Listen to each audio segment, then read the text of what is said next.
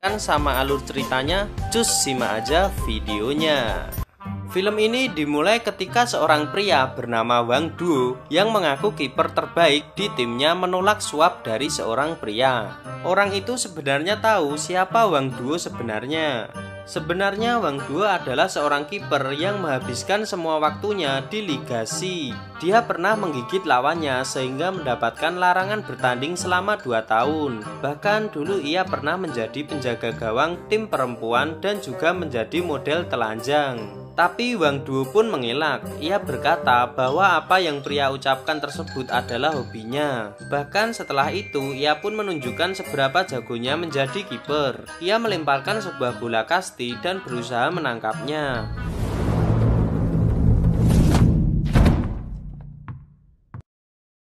Dalam keadaan terjatuh, ia pun tidak mau mengakui kesalahannya.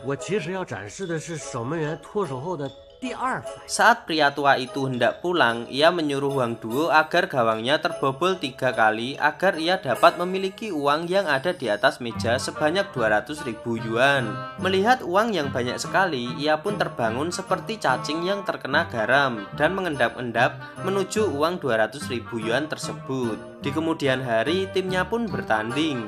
Ternyata waktu itu Wang Duo tidak menerima uang tersebut dan berkata selama dirinya masih ada di depan gawang, tim lawan tidak akan mendapatkan gol. Tapi di kenyataan, gawangnya sangat mudah dibobol sehingga pendukung tim Wang Duo berteriak bahwa Wang Duo menerima suap dari tim lawan dan berbuat curang. Bahkan di akhir pertandingan, pemain tim lawan datang kepadanya untuk memberikan ucapan layaknya pemenang pertandingan ini adalah Wang Duo. Selepas pertandingan tersebut, teman Wang Duo datang untuk menemuinya. Tapi karena ia tidak mengangkat teleponnya, ia pun curiga dan pergi ke kamar milik Wang Duo. Ia melihat dari bawah pintu kamar dan melihat Wang Duo seperti mau bunuh diri dengan cara gantung diri. Ia pun mendobrak kamar itu dan melihat Wang Duo ternyata sedang membetulkan sebuah lampu kamarnya. Teman Wang Duo ternyata mengajaknya untuk meminta maaf kepada pelatih karena kekalahan timnya. Ia mengajak Wang Duo karena yakin pelatihnya tidak akan memecat dirinya walaupun di pertandingan sebelumnya timnya kalah 5-0 karena ulah dirinya. Tapi kenyataannya setelah bertemu pelatih, Wang Duo pun dipecat dan posisi penjaga gawang diganti oleh seekor anjing. Melihat hal itu, teman Wang Duo sangat marah dan mengancam pelatih untuk berhenti dari timnya. Mendengar hal itu, pelatih malah bahagia karena kehilangan 2 orang yang tidak bisa bermain bola. Kali ini, teman Wang Duo yang gantian galau karena keluar dari tim sepak bola yang selama ini mereka berdua bela. Mereka berdua pun kemudian pergi menggunakan mobil milik teman Wang Duo. Di jalan, ia malah ketemu orang yang gak jelas. Ia pura-pura menjadi korban tabrakan dan mengincar Wang Duo untuk memberikan sejumlah uang.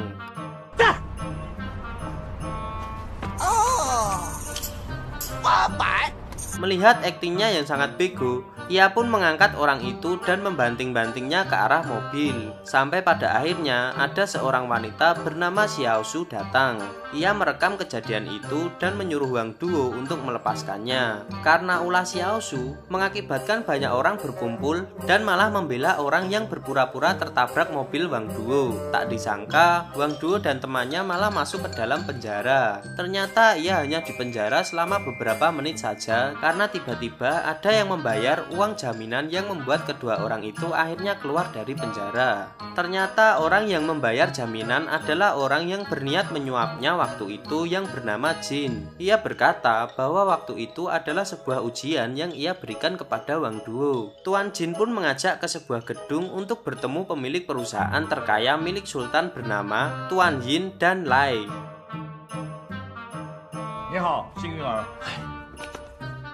Setelah itu, Tuan Jin mengatakan bahwa kakek Wang Duo sebenarnya mempunyai seorang saudara yaitu kakek keduanya. Semua kerabatnya mengira keluarga saudara kakek keduanya telah meninggal. Ternyata kakek keduanya adalah konglomerat pemilik bisnis asuransi dan Wang Duo lah satu-satunya pewaris tunggal dari perusahaan itu. Wang Duo sangat tidak percaya dengan apa yang baru saja ia dengar. Tapi walaupun ia adalah pewaris tunggal seorang sultan, ternyata untuk mendapatkan warisan itu tidaklah mudah. Dari sebuah layar proyektor, kakek Wang Duo menjelaskan semuanya. Wang Duoyu, 当我知道你是我唯一，我他妈差不点嗝屁了你。 Bahkan karena tahu Wang Duo pernah bermain sebagai penjaga gawang tim wanita, kakeknya menyuruh Tuan Jin untuk memukul Wang Duo tepat di kepalanya. Karena kesakitan, Wang Duo berniat membalas perbuatan tersebut. Tapi Tuan Jin berkata kepadanya agar menghormati permintaan beliau.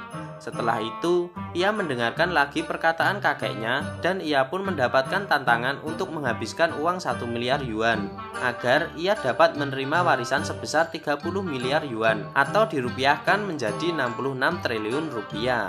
Sang kakek pun memberikan 4-5 syarat yang harus dilakukan oleh Wang Duo. Di akhir, kakek Wang Duo pun memberikan sebuah kesepakatan baru.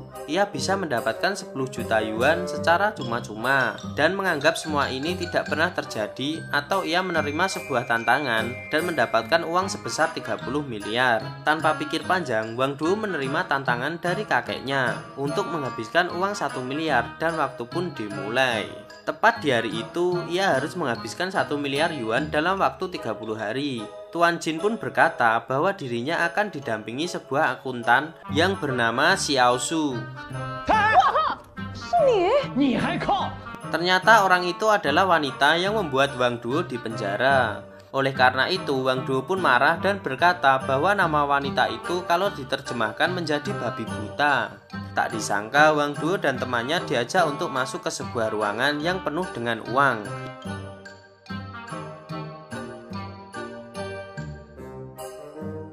Ia pun kaget dan hampir pingsan. Ternyata para pengawal membawa kursi untuk berjaga-jaga kalau Wang Duo dan temannya kaget karena melihat uang sebanyak itu.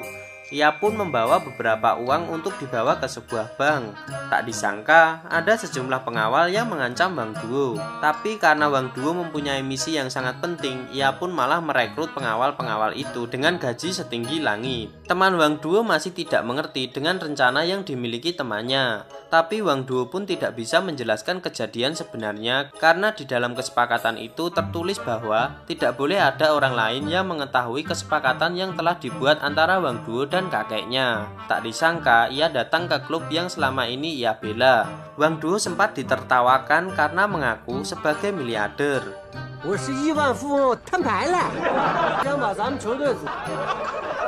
Tapi tanpa banyak bicara, ia menyerahkan semua uang yang digunakan untuk membeli tanah di wilayah tersebut dan tim yang telah menertawakannya. Ternyata Wang Duo orangnya suka pamer. Dalam perjalanan menuju tempat singgah, ia pun memamerkan kekayaannya di depan asistennya yang bernama Xiao Su.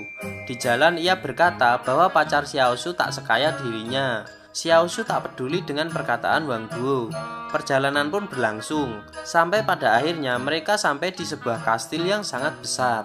Wang Duo mengajak tim yang baru saja ia beli untuk makan malam di sebuah kastil yang sebenarnya sebuah hotel. Saat ia ingin menyewa seluruh hotel, manajer hotel tak percaya dan menertawakan Wang Duo. 我想把你这儿全包下来，一天得多少钱？先生您说笑了，这里应该是本市规格最高的酒店。 Tapi karena kekayaan Wang Duo sangatlah banyak, akhirnya manajer itu menerima Wang Duo dan teman-temannya sebulan penuh dengan total biaya 20 juta yuan atau senilai 44 miliar. Mereka pun akhirnya berpesta. Manajer itu datang ke arah Wang Duo dengan wajah yang berbeda dari pertama kali ia bertemu. Saat sedang makan malam, teman Wang Duo yang bernama Qian Zhuang diejek karena hanya menjadi kaki tangan Wang Duo. Tapi secara tiba-tiba Wang Duo menaiki sebuah panggung dan menjadikannya sebagai seorang CEO perusahaannya.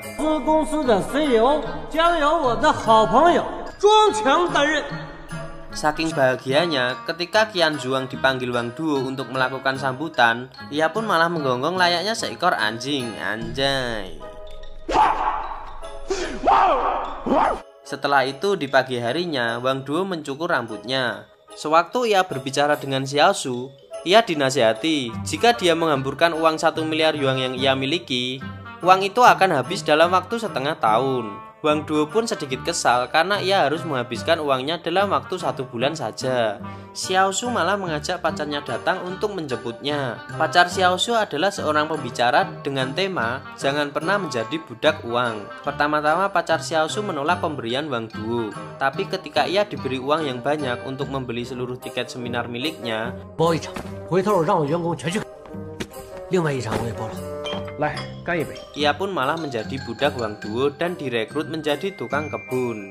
Sementara itu, untuk menghabiskan uangnya, Wang Duo kembali melakukan hal gila. Ia mendanai proyek-proyek yang sangat tidak berguna. Kali ini uang milik Wang Duo berkurang sangat cepat, dan pesta pun terjadi di hotel itu. Di pagi hari, terlihat Wang Duo sedang digoda oleh seorang gadis pemijat.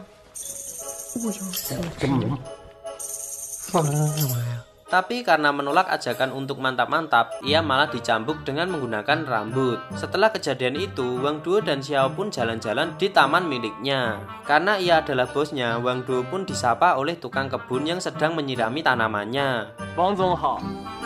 哎呀，这家这么快就上岗了？ Tak disangka pacar Xiao Shu pun datang untuk menjadi tukang kebunnya, walaupun sebenarnya ia adalah seorang pendidik besar yang sangat diagung-agungkan oleh Xiao Shu. Melihat pacarnya yang sangat gila dengan uang, Xiao Shu pun berkata bahwa dirinya sudah sepenuhnya putus dengannya dan meninggalkan mantan pacarnya dengan perasaan marah. Sementara itu, Wang Duo berniat untuk menghabiskan uangnya untuk bermain golf bersama teman-temannya. Di sana ia bertemu oleh gadis pemijat yang menyiksanya. Ternyata orang itu adalah suruhan Tuan Yin dan Lei yang ia temui untuk membuat kesepakatan dengan kakeknya. Setelah itu, Wang Duo mendatangkan seorang yang bernama Lafit. Ia adalah seorang yang mengajarkan orang bagaimana caranya untuk menjadi sukses. Tapi karena Wang Duo menanyakan caranya menjadi miskin, ia pun lama-lama marah kepada Wang Duo. 亏得最惨的一次投资是 what？ What？ 没人明白你的意思。 Dan meninggalkan hotel yang disewanya. Xiao Shu sangat marah karena sikap Wang Duo yang menanyakan hal-hal konyol kepada Lafit. Kemudian ia pun mengejar orang itu sampai keluar hotel. Wang Duo mengejar Xiao Shu yang sedang marah menggunakan mobil.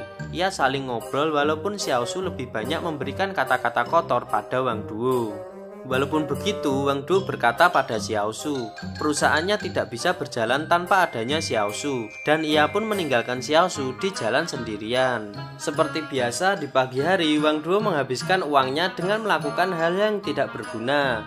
Setelah melakukan hal itu, ia mendapatkan berita yang sangat mengejutkan. Investasi yang ia lakukan di lain hari malah membuatnya menghasilkan banyak uang. Tentu saja karena itulah Wang Duo menjadi tidak senang. Sementara itu, Tuan Yin dan Lei yang melihat berita dari TV hanya bisa tertawa melihat kelucuan yang dilakukan oleh Wang Duo.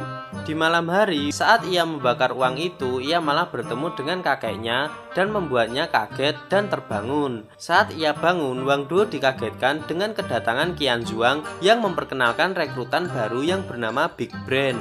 Awalnya Big Brain tidak mau digaji dan ia hanya mengambil 10% dari keuntungan yang ia hasilkan. Wang Duo pun dengan tegas menolak semua permintaan Big Brain. Ia malah menawarkan orang itu dengan gaji 500 juta yen. Wang Duo pun ingin merayakan perekrutan baru mereka dengan menggunakan kembang api. Padahal hal yang sebenarnya ingin ia lakukan adalah menghambur-hamburkan uang sehingga uang 1 miliar yuan yang ia miliki cepat habis. Hari itu adalah ulang tahun dari Xiao Shu. Ia hanya merayakan sendirian di rumahnya. Karena mantan pacarnya tiba-tiba datang ke rumahnya hanya untuk meminta tolong kepada Xiao Shu untuk memberitahu Wang Duo jika dirinya akan menerbitkan sebuah buku. Mendengar hal itu, Xiao Shu menjadi marah. Ia pun melemparkan kue ulang tahunnya tepat ke arah wajah mantan pacarnya. Di malam itu, Xiao Shu datang untuk menemui Wang Duo karena anak buahnya membelanjakan banyak uang. Tepat di waktu itu, Wang Duo menyalakan seluruh kembang api di kota itu. 开始。 Xiao Shu beranggapan bahwa kembang api itu ditunjukkan untuk merayakan ulang tahunnya. Melihat reaksinya, Wang Duo pun langsung memberikan selamat kepada Xiao Shu. 你怎么知道今天是我生日？ Dilihat dari ekspresinya, Wang Duo tidak tahu bahwa hari ini adalah ulang tahunnya. Padahal sebenarnya tujuan ia menyalakan kembang api untuk menghabiskan uangnya. Tapi karena hal itulah Xiaosu menjadi jatuh cinta pada Wang Duo. Setelah kejadian itu, Xiaosu menjadi sangat terkenal. Apalagi Wang Duo menyewa banyak papan iklan dengan foto dirinya yang sedang bersama Xiaosu. Karena hal itulah Xiaosu sembunyi di dalam toilet untuk menghindari kerumunan yang sedang mencarinya. Kemudian Xiaosu pun menaiki taksi yang ia pesan. Banyak radio yang disewa Wang Duo untuk mengucapkan ulang tahun kepada Xiaosu. Bahkan supir taksi itu mengatakan wanita itu seorang medusa yang telah merubah orang yang sangat kaya menjadi sebuah batu. Xiaosu pun berkata bahwa sebenarnya ia adalah orang yang sedang supir taksi itu bicarakan. Di jalan ia bertemu lagi dengan seorang penipu yang berpura-pura sebagai korban tabrakan. Seketika itulah ia pun berkata kepada Wang Duo bahwa dia ingin tahu lebih banyak tentangnya. Wang Duo pun terkejut dan di malam harinya ia pun menyewa hotelnya untuk mengadakan konser spesial yang ditunjukkan untuk hari ulang tahun Xiaosu. Kemudian mereka berdua pun menghabiskan waktu bersama. Karena punya niat buruk, Tuan Yin dan Lai merekrut mantan pacar Xiaosu untuk dijadikan rekan. Ia mengatakan semua rahasia Wang Duo. Awalnya ia menolak ajakan mereka, tapi karena melihat uang pemberian Tuan Yin dan Lai, ia pun berubah pikiran sambil nyosor ke dada seorang cewek.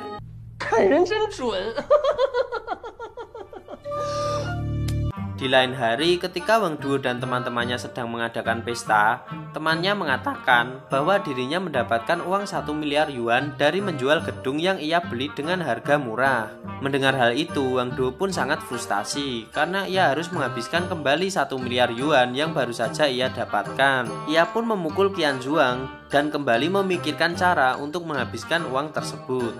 Ia tersenyum kepada Qian Zhuang dan akhirnya membuka bisnis asuransi lemak dengan hanya membayar 1 yuan saja. Karena ide itu, Wang Duo sempat ditolak Tuan Yin dan Lai. Ia beranggapan bahwa Wang Duo telah melanggar kontrak yang telah mereka buat. Tapi di mata Tuan Yin, hal itu bukanlah melanggar kontrak dan kegiatan itu masih tetap bisa dilanjutkan. Karena ide milik Wang Duo, semua yang ada di kota itu menjadi sering berolahraga. Jadi siapa yang berat badannya turun, ia akan mendapatkan uang milik Wang Duo. Dan karena itulah uang milik Wang Duo sangat cepat berkurang. Dan ia pun mendapatkan penghargaan karena telah menjadi dermawan di kota tersebut. Ia pun melakukan sambutan dan berkata kepada warga kota untuk mendukung timnya karena akan bertanding melawan tim Heng Tai yang merupakan juara nasional. Sedangkan tim milik Wang Duo adalah tim Papan C.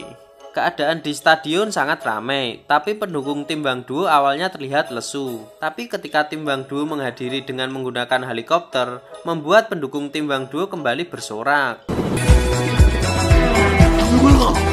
Pertandingan pun dimulai. Qian Zhuang mempunyai strategi yang membuat tim lawan mendapatkan kartu merah. Tapi bukannya menang di babak pertama, mereka malah kebobolan dengan 8 gol. Di babak kedua, mereka menggunakan taktik yang selama ini dipelajari saat berlatih di hotel. Teknik itu bernama tarian lingkaran ular. Awalnya teknik itu terlihat menjanjikan, tapi setelah itu mereka malah kebobolan 1 gol lagi.